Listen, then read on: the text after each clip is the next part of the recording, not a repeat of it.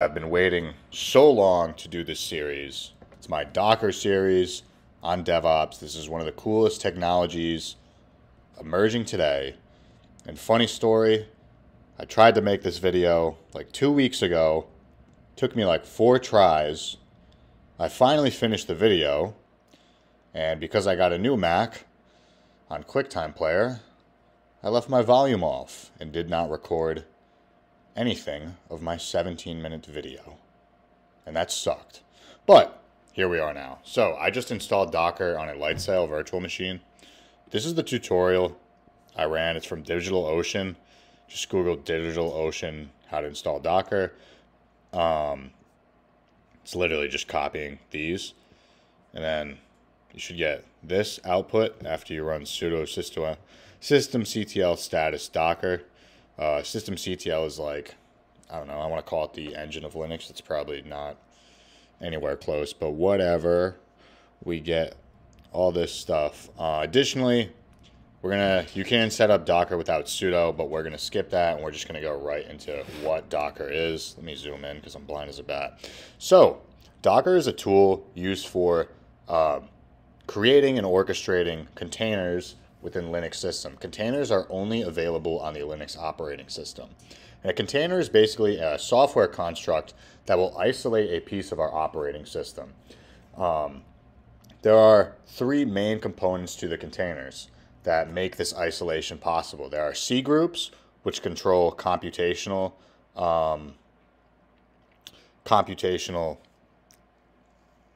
resource allocation. There are namespaces, which basically restrict access to processes that the container can have. So a container can only have access to certain processes. And then there is the union file system, which basically makes a miniature file system within our container. And I like to think of containers as like little Legos or little blocks within the operating system. So like, what's the big deal with containers? Well, if you've ever set up a Rails application from scratch on a server, it's a pain in the butt, and you don't want to have to do that every time you want to launch a wicked cool app. It's a pain in the butt. But with a container, you can basically define your infrastructure as code. So I can have like a container for Nginx. The Docker file for the container will hold, all of my configurations, and it'll spawn it wherever I want, whenever I want, with the exact same configurations, no matter what system I'm on. And this just makes it a lot easier for developers to deploy applications. What else do I have to touch base on? Oh, security. So securing containers is a little different than securing standardized applications. The same concepts apply. There are also, more nuances. There's really a debate as to whether containerization makes applications more secure. If you have a container, ideally, if anyone breaks into that container, they would have to worry about breaking the isolation of that container namespace. But a lot of people don't know that containers run as root, and that if you are inside a container as root and you break out, you'll have root on the whole system. That's not good.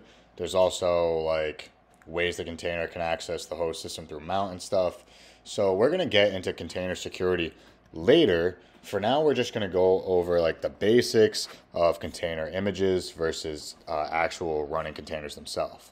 So the best analogy I've heard for what a container image is that the container image is like the class, whereas the running container is like the object. And I heard that from this book called DevOps by the Desperate from No Starch Press. It's a really great book. I learned a lot. I was using Docker before I read the book. I mainly got the book to learn about Kubernetes, but I did learn more about Docker just from reading that book. And I have to run to the oven real quick and take out my brie. Just fast forward like 20 seconds. I'm sorry.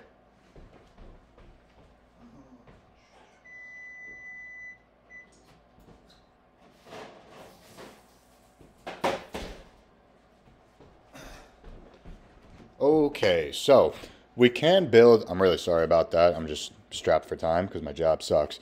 So we can build container images from scratch through what is called a Docker file. But if we come on over to Docker Hub, we'll see that we have a bunch of container images that we can get for free. So if I look at the Ruby image, we have an official Ruby image. We also have like Nginx, pretty much everything you need. There's going to be a Python image. See, there's a TensorFlow. Yeah, we got a TensorFlow image. I think there's a Metasploit image. Yeah, you got Metasploit, whatever. You have Golang. So basically, these are just like little building blocks. So if I have a Golang application, I'm going to download the Golang image. And real quick, if you just do Docker commands, at least on DuckDuckGo, it will give you, all of these shortcuts. You can also go to docs.docker.com, and that'll give you more detailed commands. There's quite a lot of commands. I'm by no means an expert, but check those out. But the first thing we're going to do is we're going to acquaint ourselves with the Docker image command. So we'll do Docker. We'll see we get this. We get all of our commands. The heck just happened? So we get logs, we get pause, port, rename, images. So we'll do Docker image -- help just to see our image commands. We can build an image, which is when we run commands from our Docker file. We can show the history of the image, which will show the image layers. We can pull an image from a repository, and we can push an image from a repository. So if you're working from a team, you can push images in the same way that we push our code and stuff like that. We can tag our images, so we'll like use image versioning like V1, V2, staging, production, whatever. We can see the history of the image. We'll do that next, and we'll do inspect next. So we can list our images right now, and I'll have none. If you already have Docker installed, you might have some. We'll do Docker image ls. I might need to run this in sudo. So the Docker has a daemon it communicates with. A daemon is something that runs in the background. I'm not going to configure no sudo mode. You can. I just don't know the security implications, and I don't want to do it. So I'll just do sudo docker image ls. We have no images, obviously. We can also do sudo docker image ls -- help, and you'll see it'll give us more flags. We'll try the A flag. We'll still get nothing. We can also filter for the name of the image. So what we're going to do is do sudo docker image -- help, and we do docker pull. So sudo docker image pull ruby, and sudo docker image pull Golang. I'll explain what this is in a second. I just wanted to download 2 images to show that they're like kind of the same. But I guess I can explain this now. So all of these are the different image layers for our Ruby image. These right here are the hashes for our file. A hash is just a, I want to say cryptographic, but I don't know if that's the right term. A hash is a cryptographic signature developed, I think it's SHA 256, so it'll take whatever's in this image layer, it'll hash it, and that can be used to verify. But as our image is a building block, all these layers are building blocks. And we can actually reuse all of these layers in different components. So like we might use, right here, we have this. These 3 already exist. 1, 2, 3, 4. These already exist because they already existed in the Ruby image. So we don't have to pull them. So we can use image layers between different images. We can reuse them. And basically, I don't know if I talked about this before or if I skipped it. There's this thing called the Union file system in Linux. You can read up more on that. But basically, when we have all these image layers, we're going to use the Union file system. We're going to like smash all the image layers together to create a coherent file system inside of our container. The only difference between an image and a container is that a container is writable. When we spawn a container, we actually spawn an image layer that is writable, and that way we can modify our container as it runs. So we can run sudo docker image ls.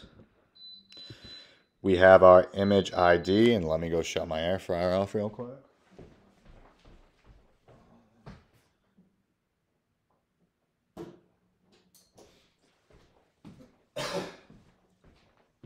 So yeah, we have our image ID, which is again a hash. We have our tag, which is sort of like a versioning system. So let me come over to Ruby.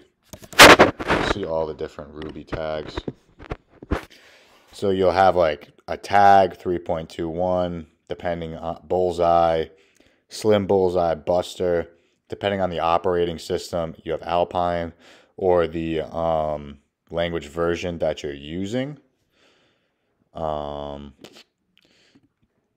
you have its created at, then you have its size, and basically inside of a container image, it's like a miniature operating system, but they strip down a lot of things, like there's no manual pages, for example, just to keep the image size small. Again, it has to be transmitted between operating systems, and it's supposed to be faster than virtual machines. So if we come over to our sudo docker image commands, we have a history, and we have our inspect. Display detailed information on one or more images. So we'll do sudo docker image inspect Ruby, and we'll get a whole lot of information. I don't know why it's showing that crap. It should not do that. Sudo docker image inspect Ruby. Is that going to happen again? Why is that? That should not be happening. Let me do this. Boom. X out of that.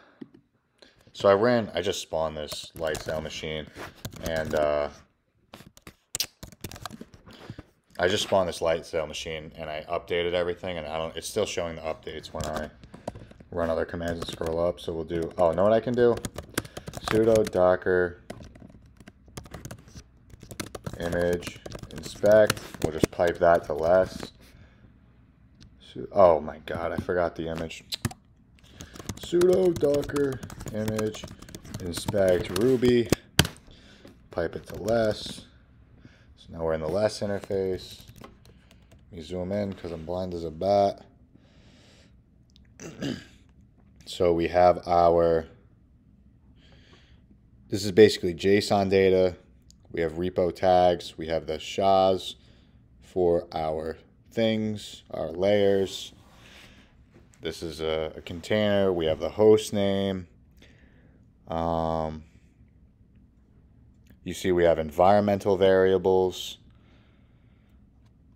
like our path, our Ruby measure, Ruby version, Ruby download SHA, blah, blah, blah. And basically, when we spawn a container from an image, we're gonna run a command at the very end.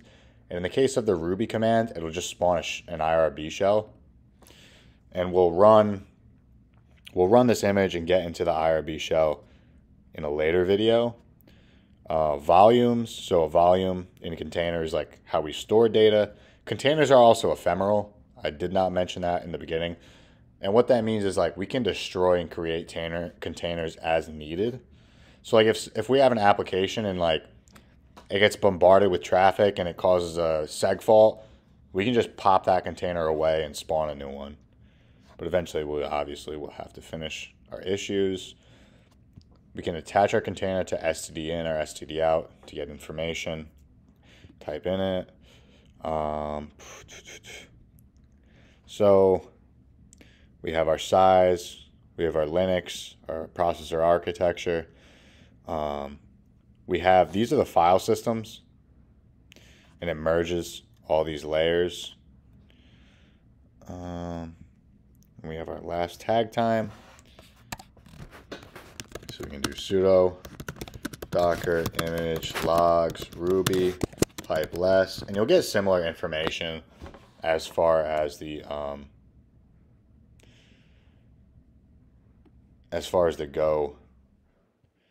Golang image goes. So sudo, I meant to type in history, sudo, gosh darn it, q, sudo docker image history, Ruby, pipe this to less. So this is the history for each one of our layer file systems. So this is our original image. We're just spawning a shell. This is I guess it's from bottom to top. This is the most recent layer of the container. And it'll create for every command we run in a Docker file, it will create a new layer. So right here, we're just like setting up our system. We're updating it. You see these are larger. We're installing a bunch of stuff. We're setting environmental variables. So yeah, it creates a new image layer for each of the environment variables. And lastly, it runs the IRB shell. We're on, q sudo docker image history Golang. You see we get similar things. See, these are the same. Remember we talked about before, these image layers are the same. I'm not sure why it doesn't show the hashes over here, but that is that. So yeah, those are our Docker images. In the next video, we're going to actually run our Ruby container. So stay tuned for that. Thank you for watching. I hope you had fun. I definitely did. And please be sure to subscribe and check out the Corey's Corner podcast.